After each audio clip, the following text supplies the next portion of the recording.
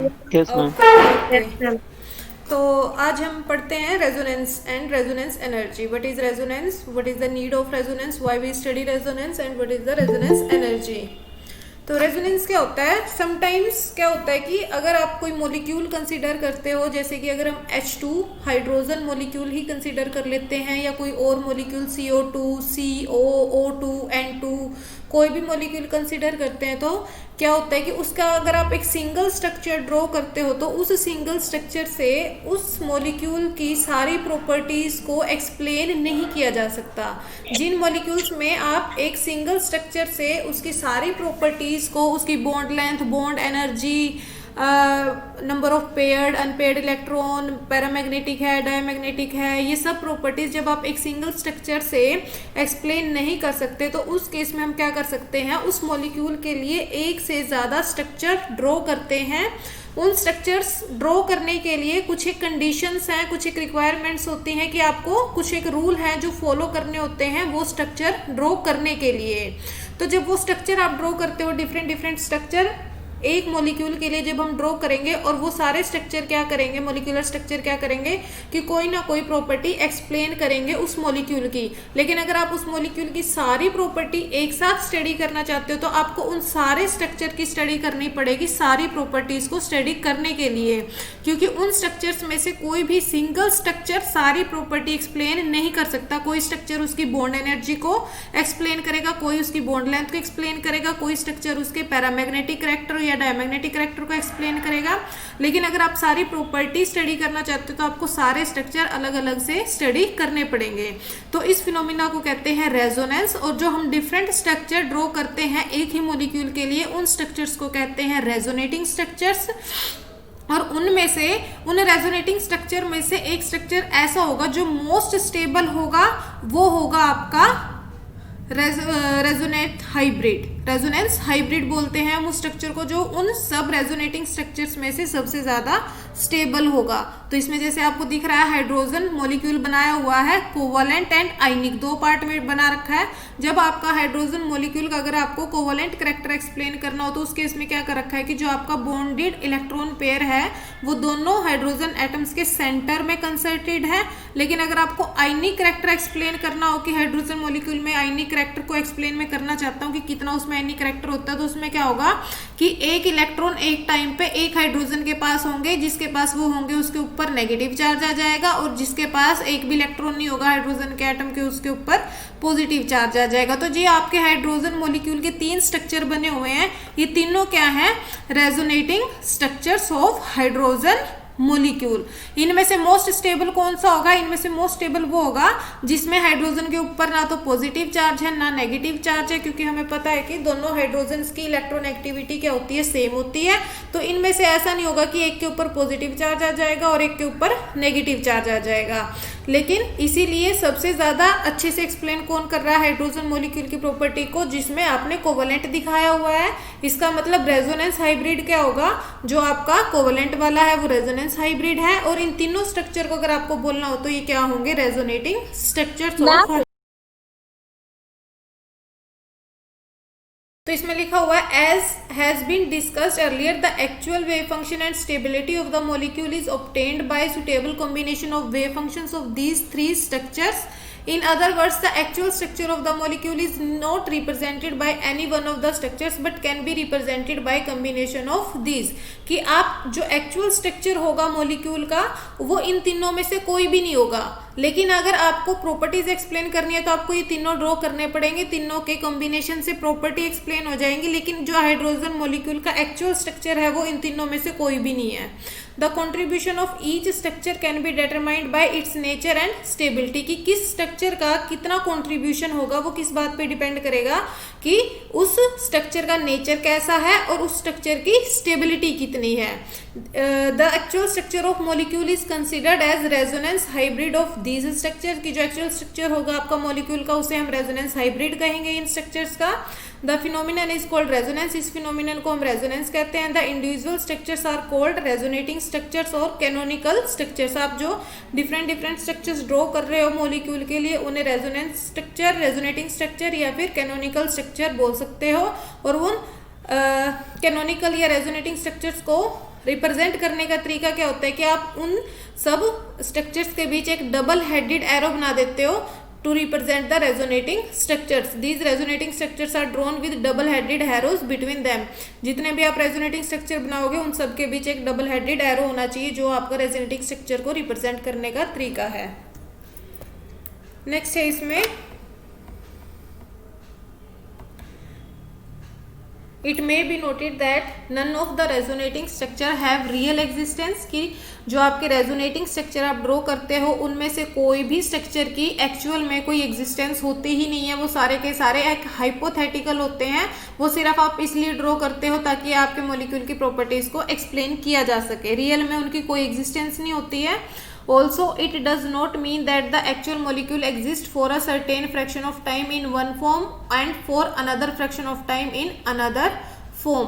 तो जब हम रेजोनेटिंग स्ट्रक्चर्स ड्रॉ करते हैं तो उसका मतलब ये नहीं होता कि जो आपका मॉलिक्यूल है वो कुछ टाइम के लिए एक फॉर्म में एग्जिस्ट कर रहा है, एक रेजोनेटिंग स्ट्रक्चर की तरह बिहेव कर रहा है, और कुछ टाइम बाद वो दूसरा रेजोनेटिंग स्ट्रक्चर बनाएगा और उसके कुछ देर बाद वो तीसरा रेजोनेटिंग स्ट्रक्चर बनाएगा. ऐसा नहीं होता है.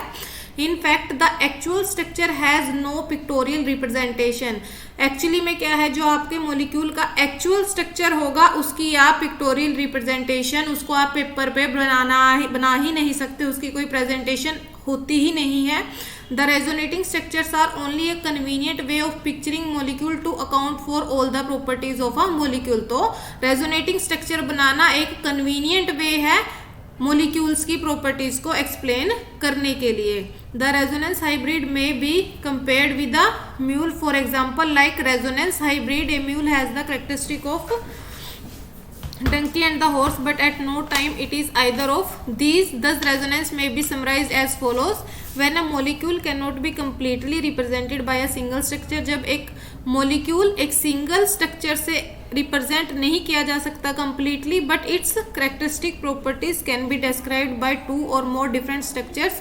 जो मोलिक्यूल की करेक्टरिस्टिक प्रॉपर्टीज हैं उसको आप दो या दो से ज़्यादा डिफरेंट रेजोनेटिंग स्ट्रक्चर्स ड्रॉ करके एक्सप्लेन कर सकते हो. Then the true structure is said to be resonance hybrid of these structures and the phenomenon is called resonance.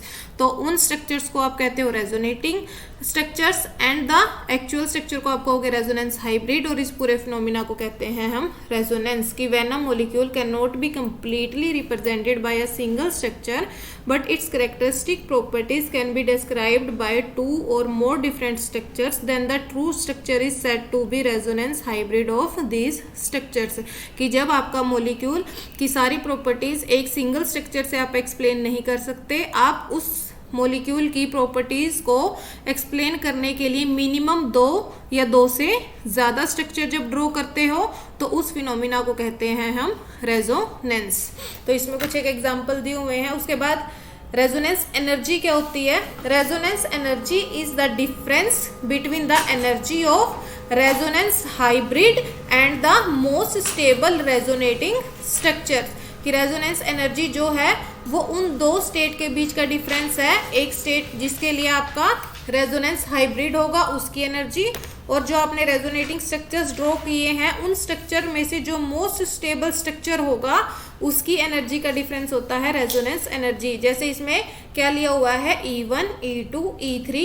ये तीन एनर्जीज हैं तीन रेजोनेटिंग स्ट्रक्चर के लिए. पहले रेजोनेटिंग स्ट्रक्चर के लिए एनर्जी है E1, दूसरे रेजोनेटिंग स्ट्रक्चर के लिए एनर्जी है E2, तीसरे रेजोनेटिंग स्ट्रक्चर के लिए एनर्जी है E3.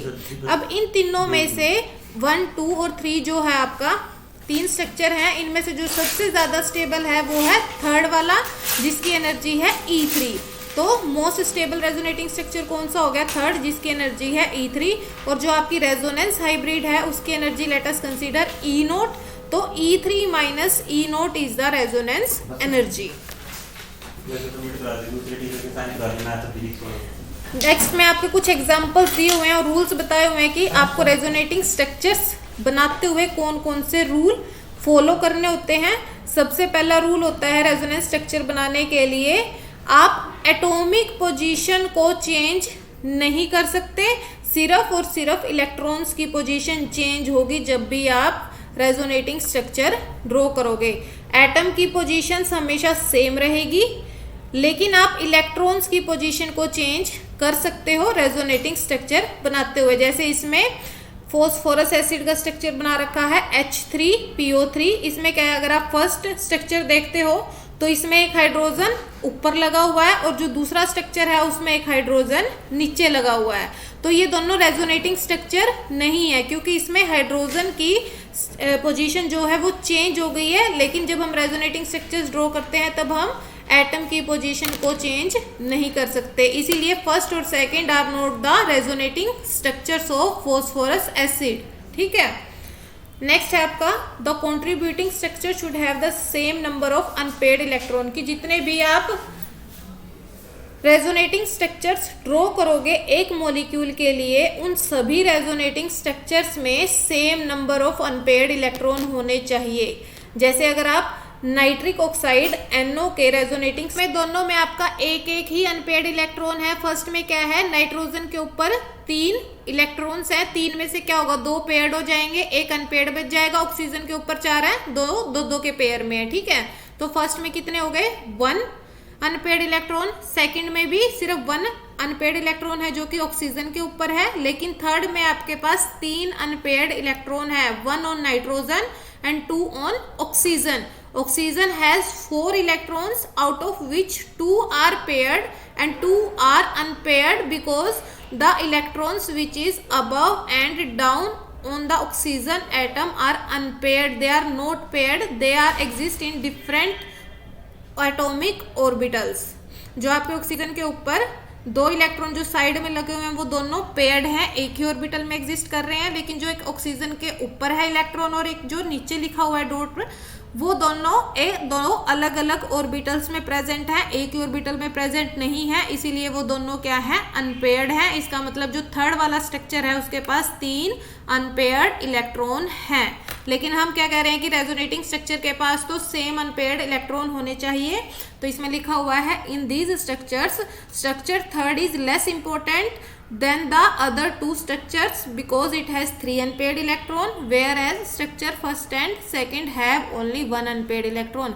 थर्ड जो आपका स्ट्रक्चर है नाइट्रिक ऑक्साइड के लिए वो बहुत ही कम इंपॉर्टेंस का है, क्योंकि उसके पास 3 अनपेयर्ड इलेक्ट्रॉन है और जितने ज़्यादा अनपेयर्ड इलेक्ट्रॉन होंगे उतनी ज़्यादा अनस्टेबिलिटी होती है आपके मॉलिक्यूल में। और पहले 2 ज़्यादा स्टेबल हैं क्योंकि उनके पास एक एक ही अनपेयर्ड इलेक्ट्रॉन है। तो ये कुछ बेंजीन के स्ट्रक्चर्स बना रखे हैं, जो रेजोनेटिंग स्ट्रक्चर भी दिखा रखे हैं। बेंजीन का जो first structure and second structure are the similar, these are the resonating structure, but third is not resonating structure because in third there are unpaired electron on the carbon atom, because in first and second there is double bond between the 2 carbon atoms, but in the third there are the 2 carbon atoms which has no double bond and contain unpaired electron. इसमें लिखा हुआ है जैसे कि similarly we write 3 structures for benzene C6H6. obviously in this case structure third is unstable. Structure third is unstable because it contain unpaired electron. Experimentally it has been observed that benzene does not contain any unpaired electron. तो इसीलिए जो third है वो आपका most unstable structure है benzene के लिए। तो बेंजीन के लिए कुछ और स्ट्रक्चर्स भी बनाए गए थे रेजोनेंस के। 2 साइंटिस्ट ने आपके रेजोनेटिंग स्ट्रक्चर बनाए थे for benzene. 1 is Kekule structures and second is Dewar structures. जो कैकुले स्ट्रक्चर्स है वो जो आपके फर्स्ट एंड सेकंड है, और जो थर्ड, फोर्थ और फिफ्थ स्ट्रक्चर है वो है आपके Dewar structure. Structure first and second are due to Kekule and are called Kekule structure. जो फर्स्ट और सेकंड है वो कैकुले साइंटिस्ट ने दिए थे, कैकुले साइंटिस्ट ने बनाए थे, इसीलिए उन्हें कैकुले स्ट्रक्चर्स बोलते हैं। और structure third, fourth and fifth are due to Dewar and are called Dewar structures. The Dewar structure, जो आपके डेवार स्ट्रक्चर हैं third to fifth, are less stable. वो लेस स्टेबल है क्यों? And therefore more energetic than the Kekule structure first and second. अगर आपके less stable है मतलब उनकी एनर्जी ज्यादा है than the Kekule structures. This is on account of the long bond across the link. वो अनस्टेबल क्यों है? अगर आप थर्ड और सेकंड में डिफरेंस देखोगे तो इनमें क्या है, लॉन्ग बॉन्ड बना हुआ, जो डायगोनली बॉन्ड बने हैं वो बॉन्ड लॉन्ग है। ऐसा कोई बॉन्ड फर्स्ट और सेकंड में नहीं बनता है। फर्स्ट और सेकंड में सारे बॉन्ड क्या है, डबल है। तो वो ज्यादा स्ट्रॉन्ग बॉन्ड है एज कंपेयर टू जो थर्ड, फोर्थ और फिफ्थ स्ट्रक्चर है, उनमें सिंगल बॉन्ड भी है, सिंगल बॉन्ड वीक होगा as compare to double bond. इसीलिए थर्ड, फोर्थ और फिफ्थ जो है वो लेस स्टेबल है, मोर एनर्जेटिक है than the first and second. इसमें नेक्स्ट में कुछ एक और स्ट्रक्चर दिखाए हुए हैं। The contributing structure should be so written that the negative charge reside on electronegative element and positive charge reside on electropositive element। कि जब हम रेजोनेटिंग स्ट्रक्चर्स ड्रॉ करते हैं तो negative charge most electronegative element पे होना चाहिए और positive charge most electropositive element पे होना चाहिए। For example they consider the structure of hydrochloric acid HCl। In structure first there is one covalent bond between the hydrogen and chlorine, there is no positive and negative charge on the hydrogen and chlorine, but in second structure chlorine will attract the bonded pair of electrons and contain a negative charge and hydrogen contain a positive charge. In third structure hydrogen has negative charge and chlorine has positive charge. So structure third is very less stable because it has negative charge on the more electropositive element and positive charge on the most electronegative element. की chlorine जो है आपका ज्यादा electronegative है hydrogen से, तब भी chlorine के पास पॉजिटिव चार्ज है और हाइड्रोजन के पास नेगेटिव चार्ज है, इसीलिए स्ट्रक्चर थर्ड बहुत ही अनस्टेबल है, उसका कंट्रीब्यूशन मिनिमम रहेगा। In contributing structures like charges should not reside on the adjacent atom. जब भी आप रेजोनेटिंग स्ट्रक्चर्स ड्रॉ करोगे तो एडजेसेंट एटम्स पे सेम चार्ज नहीं होना चाहिए। Like in N2O nitrous oxide का जो आपके रेजोनेटिंग स्ट्रक्चर बने हुए हैं, इन structure first nitrogen has positive charge, oxygen also has positive charge, तो दोनों में क्या होगी, रिपल्शन होगी, इसीलिए ये अनस्टेबल हो जाएगा। लेकिन सेकंड और थर्ड में ऐसा, सेकंड में क्या है आपका, एक नाइट्रोजन पे नेगेटिव है, एक नाइट्रोजन पे पॉजिटिव है, तो ये स्ट्रक्चर स्टेबल होगा। लेकिन स्ट्रक्चर थर्ड में भी क्या है, नाइट्रोजन पे भी पॉजिटिव है, ऑक्सीजन के ऊपर भी पॉजिटिव है, तो ये भी सम अनस्टेबल होगा, लेकिन कम अनस्टेबल होगा as compare to first. In this case, structure third is not feasible because it places a positive charge on the electronegative oxygen atom and also has same positive charge on the adjacent nitrogen and oxygen atoms.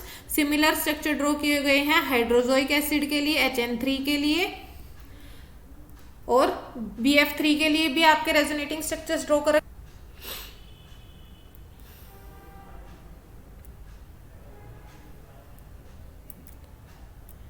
इसमें एक resonating structure और दिया हुआ भी carbon dioxide का। Carbon dioxide का अगर आप सिंपल स्ट्रक्चर बनाते हो तो क्या करते हो, कार्बन और ऑक्सीजन के बीच दो डबल बॉन्ड होते हैं, carbon double bond oxygen, carbon double bond oxygen, simply जो सबसे पहला स्ट्रक्चर दिखाया हुआ है। लेकिन अगर आप इसके रेजोनेटिंग स्ट्रक्चर ड्रॉ करते हो तो आपके पास तीन स्ट्रक्चर आते हैं, फर्स्ट, सेकेंड एंड थर्ड। तो रेजोनेटिंग स्ट्रक्चर बनाए ही क्यों, जब सही से एक्सप्लेन हो रहा था, ऑक्टेट भी सबका पूरा था, कार्बन के पास भी 8 इलेक्ट्रॉन थे, ऑक्सीजन के पास भी 8 इलेक्ट्रॉन थे, स्टेबिलिटी भी ठीक थी, लेकिन फिर हमने रेजोनेटिंग स्ट्रक्चर बनाए ही क्यों। These structures are drawn to explain the some properties, जैसे कि बॉन्ड लेंथ। अगर आप कार्बन और ऑक्सीजन की बॉन्ड लेंथ देखते हो, अगर हम सिंपली कार्बन डाइऑक्साइड का स्ट्रक्चर ड्रॉ करते हैं डबल बॉन्ड बना के, तो कार्बन और ऑक्सीजन के भी जो डिस्टेंस है वो कितना आना चाहिए, जो कि एक नॉर्मल डबल बॉन्ड का होना चाहिए। लेकिन कार्बन और ऑक्सीजन की जो बॉन्ड लेंथ है वो डबल बॉन्ड से कम और ट्रिपल बॉन्ड से ज्यादा, मतलब कि bond length the structure first, जो आपके तीन रेजोनेटिंग स्ट्रक्चर बनाए हुए हैं, first, second and third, in structure first suggest a double bond between carbon and oxygen. जो फर्स्ट स्ट्रक्चर है वो क्या कहता है कि कार्बन और ऑक्सीजन के बीच डबल बॉन्ड होना चाहिए। The carbon oxygen bond length in CO2 has been found to 1.15 angstrom, की जो एक्सपेरिमेंटली कार्बन और ऑक्सीजन के बीच बॉन्ड लेंथ होती है इन कार्बन डाइऑक्साइड, वो होती है 1.15 एंगस्ट्रॉम। लेकिन एक नॉर्मल कार्बन ऑक्सीजन के डबल बॉन्ड की जो डिस्टेंस होती है वो होती है 1.22 एंगस्ट्रॉम। इसका मतलब जो आपकी एक्सपेरिमेंटली फाइंड आउट हुई है वो बॉन्ड लेंथ क्या है, कम है, और जो आपकी नॉर्मल कार्बन ऑक्सीजन की जो आप थियोरेटिकली मानते हो वो होती है 1.22 एंगस्ट्रॉम। इसका मतलब अगर एक्सपेरिमेंटली बॉन्ड लेंथ कम है तो मतलब कार्बन और ऑक्सीजन का बॉन्ड स्ट्रॉन्ग है। स्ट्रॉन्ग कब होगा, जब वो डबल बॉन्ड से ट्रिपल बॉन्ड बनेगा, मतलब कि कार्बन और ऑक्सीजन के बीच ट्रिपल बॉन्ड होना चाहिए। The normal carbon oxygen bond length is 1.22 angstrom and carbon oxygen bond length is 1.10 angstrom. This suggest that carbon oxygen bond in CO2 molecule is in between double and triple bond. इसमें आपका जो second point दिखाया हुआ है कि carbon और oxygen की जो बॉन्ड लेंथ 1.10 एंगस्ट्रॉम है, ये डबल बॉन्ड ही दिखा रखा है, यहाँ पे ट्रिपल बॉन्ड आएगा। कार्बन ट्रिपल बॉन्ड O की बॉन्ड लेंथ होती है 1.1 एंगस्ट्रॉम, डबल बॉन्ड की होती है 1.22 एंगस्ट्रॉम। थियोरेटिकली की बात है ये, लेकिन जो कार्बन और ऑक्सीजन जो आपके कार्बन डाइऑक्साइड है, उनमें जो कार्बन और ऑक्सीजन की बॉन्ड लेंथ है वो है 1.15, मतलब कि इन between double and triple bond. तो ये बात कहाँ से एक्सप्लेन हुई, जब आपने कार्बन डाइऑक्साइड के रेजोनेटिंग स्ट्रक्चर बनाए, जिसको बनाने के बाद आपको कार्बन और ऑक्सीजन के बीच डबल बॉन्ड भी मिला, ट्रिपल बॉन्ड भी मिला। इसका मतलब कार्बन और ऑक्सीजन के बीच in between double and triple bond exist करता है।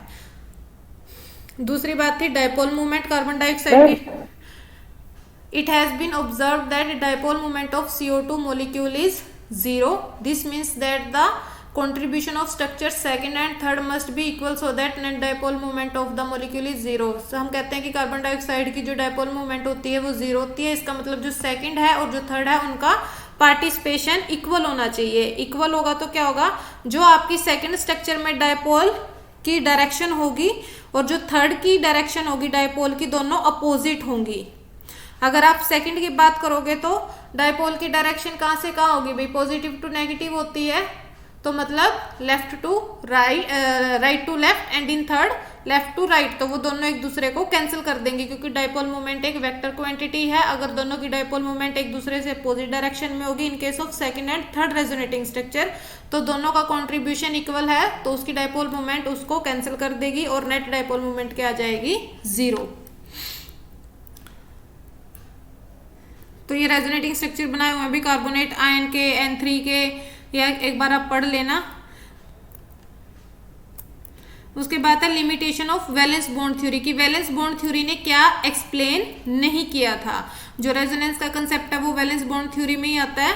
तो main limitation of valence bond theory क्या थी, the valence bond treatment could be applied successfully to only a few simple system. जो वैलेंस बॉन्ड थ्योरी है आप कुछ एक सिंपल मॉलिक्यूल्स पे ही अप्लाई कर सकते हो। In most of the systems the mathematical treatment involved is very difficult and we have to use approximate methods. कि जो आपके कुछ मॉलिक्यूल हैं उसमें, जैसे कि हमने स्टार्टिंग में जो मैथमेटिकल पोर्शन किया था बॉन्ड एनर्जी को एक्सप्लेन करने के लिए, वो काफी मुश्किल होता है सोल्व करना, इसीलिए हम जस्ट अप्रोक्सीमेशंस की बात कर सकते हैं। एग्जैक्ट रिजल्ट की बात वैलेंस बॉन्ड थ्योरी में आप नहीं कर सकते। Therefore valence bond treatment is इनएडिक्वेट in many systems. इसीलिए वैलेंस बॉन्ड थ्योरी कई सिस्टम्स पे अप्लाई नहीं की जा सकती। This theory assumes that the 2 electron of the shared pair constitute the internuclear bond must come from 2 different atoms. Valence bond theory क्या कहती है कि अगर आपके 2 एटम्स के बीच बॉन्ड बन रहा है तो दोनों एटम्स का एक एक इलेक्ट्रॉन पार्टिसिपेट करना नेसेसरी है, कि दोनों एटम एक एक इलेक्ट्रॉन लेकर आए तभी दोनों के बीच बॉन्ड बनेगा। Therefore the formation of coordination valency could not be explained by this method. तो अगर ऐसा होता है कि दोनों एटम ही एक एक इलेक्ट्रॉन लेके आए तो उसका मतलब तो फिर कोऑर्डिनेट बॉन्ड बनना ही नहीं चाहिए, क्योंकि कोऑर्डिनेट बॉन्ड में क्या होता है, दोनों इलेक्ट्रॉन एक ही एटम के होते हैं और दूसरे एटम के पास कोई इलेक्ट्रॉन नहीं होता, लेकिन वो दोनों एटम उस दोनों इलेक्ट्रॉन को शेयर करेंगे जो इलेक्ट्रॉन एक ही एटम ने दिए होते हैं। थर्ड पॉइंट है it fails to explain bonding in electron deficient compounds. जैसे आपके इलेक्ट्रॉन डेफिशिएंट कंपाउंड BF3 है, बोरोन ट्राइफ्लोराइड, उसको डेफिशिएंसी को वैलेंस बॉन्ड थ्योरी एक्सप्लेन नहीं कर पाया था कि वो इलेक्ट्रॉन डेफिशिएंट है तब भी वो एग्जिस्ट करता है। कैसे एग्जिस्ट करता है वो चीज आपकी वैलेंस बॉन्ड थ्योरी एक्सप्लेन नहीं कर सकती। फॉर एनी मॉलिक्यूल और ion we have to write several resonating structures and even then we say that true structure is none of these but a resonance hybrid of these structures। कि हम resonance में इतने सारे resonating structure draw करते हैं, लेकिन फिर भी हम ये कहते हैं कि रियल स्ट्रक्चर जो होगा उस मॉलिक्यूल का, इनमें से इन रेजोनेटिंग स्ट्रक्चर में से कोई भी नहीं होगा, वो एक रेजोनेंस हाइब्रिड होगा। it is not possible to write one structure which can explain all the structural features of that molecule or ion कि वैलेंस बॉन्ड थ्योरी में एक सिंगल स्ट्रक्चर ड्रॉ करना पॉसिबल नहीं है जो स्ट्रक्चर सारी प्रॉपर्टीज को अकेला ही एक्सप्लेन कर पाए. According to this theory the atom in the molecule of oxygen should have electronic configuration resembling neon. This would make molecule diamagnetic. अगर आप ऑक्सीजन मोलिक्यूल का सिंपल स्ट्रक्चर बनाते हो तो क्या होता है कि ऑक्सीजन और ऑक्सीजन के बीच सीधा डबल बॉन्ड बन गया, दोनों का ऑक्टेट पूरा हो गया. लेकिन इसमें क्या है, आपका ऑक्सीजन एक डायामैग्नेटिक मॉलिक्यूल बना है, ना कि पैरामैग्नेटिक. लेकिन हमें पता है कि ऑक्सीजन पैरामैग्नेटिक कैरेक्टर शो करता है, तो ऑक्सीजन का जो पैरामैग्नेटिक कैरेक्टर है वो वैलेंस बॉन्ड थ्योरी ने एक्सप्लेन नहीं किया था. तो ये लिमिटेशंस थी. उसके बाद आती है हाइब्रिडाइजेशन की. वैलेंस बॉन्ड थ्योरी ने जब रेजोनेटिंग स्ट्रक्चर बना दिए थे तो हमें हाइब्रिडाइजेशन की क्या जरूरत पड़ी. तो हाइब्रिडाइजेशन का